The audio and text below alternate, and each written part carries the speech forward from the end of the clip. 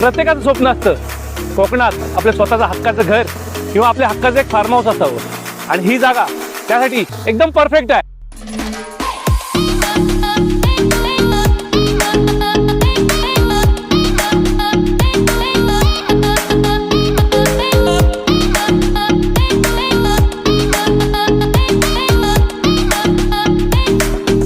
तळा तालुक्यातील खांबवली या गावच्या निसर्गरम्य अशा परिसरातील ही जागा 3.5 एकर आणि सिंगल ओनर आहे.